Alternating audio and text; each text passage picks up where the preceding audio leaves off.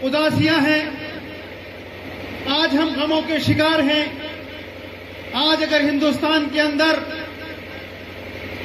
सबसे बुरा हाल है तो वो मुसलमान का है। अभी 24 तारीख की एक घटना है, हमारा दर्द एक खत्म नहीं होता और दूसरा शुरू हो जाता है। अलीगढ़ के अंदर की एक घटना है, सभी लोगों ने मीडिया के माध्यम से आपने देख ली होगी।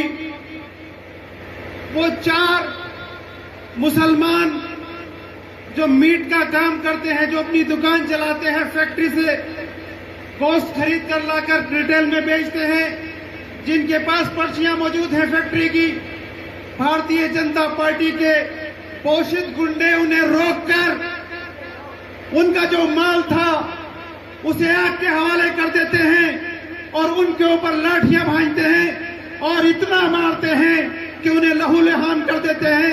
4 घंटे तक पुलिस तमाशा देखती रहती है, लेकिन वो मासूम पिटते रहते हैं। सिर्फ उनका गुनाह यह था कि वो मुसलमान थे। वो मुसलमान, उनका गुनाह वो अपना कारोबार भी नहीं कर सकते। हम ऐसे हिंदुस्तान में आज की तारीख में रह रहे हैं।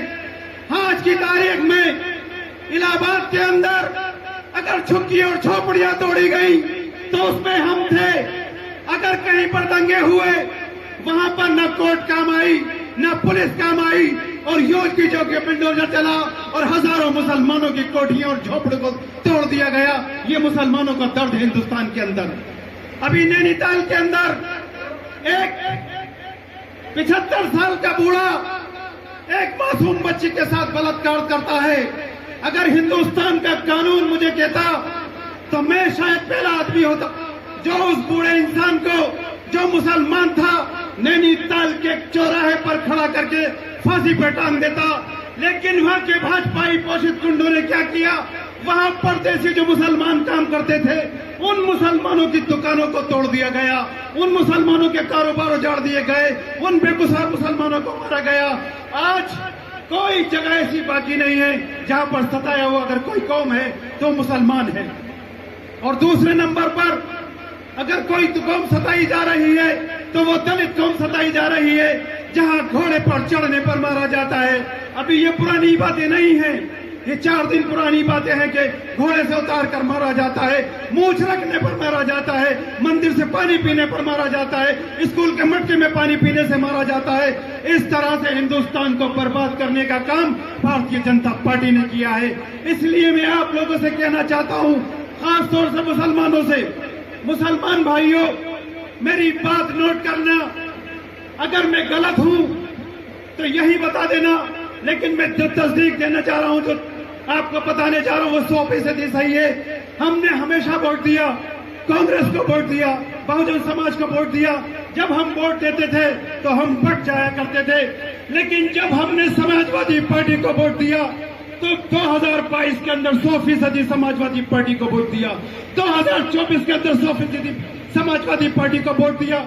लेकिन अलीगढ़ के अंदर जब इन कारोबारियों पर लाठियां बरसाई गई तो कोई लाल टोपी वाला खुलकर सामने नहीं आया जो माइकल लाल ये कह सकता था कि इन मजलूम मुसलमानों के साथ में तुमने अत्याचार क्यों किया गया है। कोई दलित समाज का अगर कहीं कोई अगर अटैक होता है तो ये नहीं बोलते, और यादव समाज का अगर कोई बोलता है तो ये लोग खड़े हो जाते हैं। अगर ये दूसरे समाज के लोग बोलते हैं तो ये लोग खड़े हो जाते हैं। मैं आपको बताना चाहता हूं साथियों, हमने वोट दिए, 100% मुसलमानों ने वोट दिए, लेकिन Bharatiya Janata party, Samajwadi party Bharatiya Janata party को हराने में नाकामयाब रही।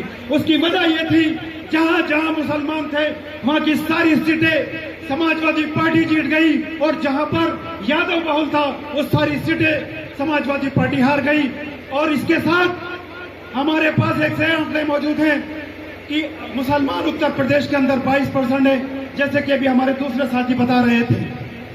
22% मुसलमान, 15% दलित, सब वोटना हमारे साथ आ सकते हैं, सब वोटना इनके साथ जा सकते हैं। अगर 15% मुसलमान आजाद समाज पार्टी के साथ खड़े हो जाएं और 7% मुसलमान, 60% दलित अगर आजाद समाज पार्टी के साथ खड़े हो जाएं तो हम 22% हो जाते हैं, और जहां 22% से शुरुआत होगी, भारतीय जनता पार्टी को जमानतें जब्त कराने के अलावा कोई दूसरा काम नहीं। आजाद समाज पार्टी, लेकिन भैया इसके लिए हमें भूलना होगा हमें कांग्रेस को, भूलना होगा हमें समाजवादी पार्टी को, भूलना होगा हमें बहुजन समाज पार्टी को, और याद रखना होगा हमें भाई चंद्रशेखर को, क्योंकि जब सीएए का आंदोलन चल रहा था, पूरे हिंदुस्तान का मुसलमान एक डर में जी रहा था, एक खौफ में जी रहा था कि भारतीय जनता पार्टी ने सीएए का कानून बना दिया, मुसलमान के साथ क्या होने वाला है। और अभी गलतफहमी में न रहना साथियों, सीएए तो बना दिया, एनआरसी लागू होने वाली है, और जिस दिन एनआरसी लागू हुई, मुसलमानों तुम्हारा ठिकाना तुम्हारे घरों के अंदर नहीं होगा, तुम्हारे ठिकाने चैम्बर्स बना लिए गए इन लोगों ने। और एक इसका जीता जागता सबूत असम के अंदर मौजूद है। आपने वीडियो देखी होंगी, कैसी मासूम बच्चियां चीख चीख कर रोती हैं कि इन बूढ़ी माँ को हमारे पास से ना लेकर जाओ, लेकिन कहते हैं इनके पास नागरिकता नहीं है, इन्हें वह चैम्बर्स में बंद कर दिया जाता है। आज की तारीख असम इसका सबूत है। तो मैं मुसलमानों से कहना चाहता हूं, इस गलतफहमी में ना रहे कि सीएए का कानून बन गया तो एनआरसी लागू नहीं होगी। जब एनएसएस का कानून बना तो हिंदुस्तान की सारी पार्टियां सर पे तकिया रखकर सो रही थी, कानों में तेल डालकर किसी की फरियाद नहीं सुन रही थी। उस वक्त अगर कोई खड़ा हुआ तो उसका नाम चंद्रशेखर आजाद था, जो तुम्हारे सीएए के विरोध के अंदर खुद जेल चला गया, और जिसने चीख चीख कर कहा कि मुसलमानों मैं आ गया हूं, जब तक मेरा सीना है तुम्हारी तरफ कोई उंगली नहीं उठा सकता। जिस दिन मेरा सीना खत्म हो जाएगा, उस दिन तुम्हारे ऊपर कोई उंगली उठाएगा। इस खौफ की वजह से भारतीय जनता पार्टी ने उन्हें जेल के अंदर डाल दिया। एक ऐसा सिपाही तुम्हें मिला है, एक ऐसा इनकलाब तुम्हें मिला है जिसकी आज तुम्हें शुरुआत करनी है, एक ऐसी क्रांति की अलग चलानी है जो हिंदुस्तान के अंदर और खास तौर से उत्तर प्रदेश के अंदर मुसलमान और दलित को एक जमा करके भाई चंद्रशेखर को उत्तर प्रदेश का मुख्यमंत्री बनाना है। जानते हो क्यों? इस वक्त मुसलमान को और दलित को इस बात की चिंता नहीं है कि वो रात को खाना कहां से खाएगा। इस वक्त दलित और मुसलमान को इस बात की चिंता नहीं है कि उसके पास नए कपड़े हैं या नहीं है।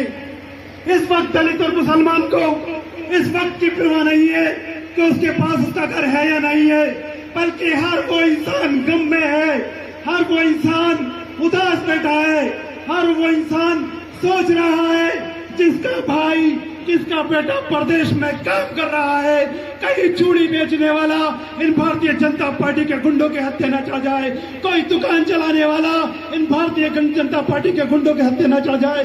वो यहाँ अपने माँ बाप का सहारा बनकर गया है, और ये भारतीय जनता पार्टी के गुंडे और मवाली उन्हें वहाँ कत्ल कर देते हैं। और जब उनकी वहाँ लाशें आती हैं तो दिल तड़पता है, आंसू निकलते हैं, और उस वक्त ये एहसास होता है कि काश हिंदुस्तान के अंदर एक ऐसी पार्टी होती जो हमारे भी दुख दर्द सुन लेती, जो हमारे भी सीनों पर हाथ रख कर कहती कि तुम्हें घबराने की जरूरत नहीं है, अब तुम्हारे साथ, अब मुसलमानों तुम्हारे साथ, अब दलितों तुम्हारे साथ हम खड़े हैं। लेकिन आज की तारीख में दलित और मुसलमान पूरी तरह से अनाथ हो चुका है। इसका कोई पुरसाले हाल नहीं है, इसका कोई सुनने वाला नहीं है। आज इनके सताए हुए कोर्ट और कचहरी तो बहुत बाद में जाते हैं, भारतीय जनता पार्टी के बुलडोजर उनके घरों पर जाकर तोड़ देते हैं। एक घर बनाने में सदियां गुजर जाती है और इन्हें रहम नहीं आता उस घर को तोड़ देने में। इसलिए मेरे दर्द को समझो साथियों, ये मेरा दर्द नहीं है, हिंदुस्तान के करोड़ों अरबों दलित और मुसलमानों का दर्द है। हमें एक ऐसी जमात की जरूरत है जो जमात हमारे लिए इंसाफ कायम कर सके, हमें इंसाफ दे सके। हम भी जब घरों से निकले तो हमारी बूढ़ी माँ और हमारे वालिद, हमारे पिताजी और हमारे भाई ये एहसास करें कि मेरा बेटा, मेरा भाई हिंदुस्तान में जहाँ भी है पुरसकून है। लेकिन आज की तारीख में जब वो घर से निकलता है तो उसका चीख चीख कर बूढ़ा बाप कहता है, बेटे तेरी बेटी बीमार है, बेटे तेरी बूढ़ी माँ बीमार है, तेरी बेटी जवान है, उसकी शादी का इंतजाम करना है, उसकी दवाई का इंतजाम करना है, वरना हिंदुस्तान के हालात ये है कि मैं तुझे परदेश कभी ना भेजता। आज हिंदुस्तान को उस हाल पर खड़ा कर दिया है, और उसकी अगर कोई सबसे बड़ी शिकार कोई कौम है तो उस कौम का नाम मुसलमान है। इसलिए मैं आपसे एक बार हाथ जोड़कर गुजारिश करता हूं कि ये मेरे लिए ना सही, चंद्रशेखर जी के लिए ना सही, आप अपने लिए सोचें, आप अपने लिए करें, ताकि हम और आप सुकून से जिंदगी जी सकें, आराम से जिंदगी जी सकें। और अब ये वोटों की राजनीति शुरू होने वाली है साथियों। लोग आएंगे, बरगलाएंगे, भड़काएंगे, आपके वोट को बांटने की कोशिश करेंगे, लेकिन मैं खास तौर से मुसलमानों से बात कहना चाहता हूं। वार्ड मेंबरी के चुनाव होने वाले हैं, हमारे प्रत्याशी चुनाव लड़ेंगे। आप सिर्फ एक तरफा होकर हमारे वार्ड के प्रत्याशियों को जिता देना। मैं आपसे वादा करता हूं, जो प्रत्याशी हमारी पार्टी से जीत कर जाएगा उसे जिला पंचायत के अंदर बिकने का मौका हम नहीं देंगे। हम उससे सिर्फ एक ही बात करेंगे, तुझे दलित और मुसलमानों ने वोट दिए हैं, तुझे अपने क्षेत्र का विकास करना है, तुझे इस भारतीय जनता पार्टी के खिलाफ खड़े होकर, मुखर होकर आवाज बुलंद करनी है। इसलिए मैं आप सबसे एक बार कहने आया हूं, आने वाला वक्त आजाद समाज पार्टी का है, क्योंकि तुम्हारे ऊपर अगर जुल्म हुआ, रामपुर के अंदर तुम्हारे अंदर किसी ने मेली आंख से देखने की कोशिश की, रामपुर के अंदर तुम्हारे घर पर किसी ने उंगली की उठाने की कोशिश की, तो याद रखना तुम्हारे खून की घंटी बाद में खड़ेगी। पहले भीम आर्मी के लोग तुम्हारे दरवाजे पर पहुंच जाएंगे तुम्हें इंसाफ दिलाने के लिए। और हमारे साथ आज महफूज भाई आए हैं, उनके साथ में जब्बार भाई आए हैं, गफ्फार भाई आए हैं।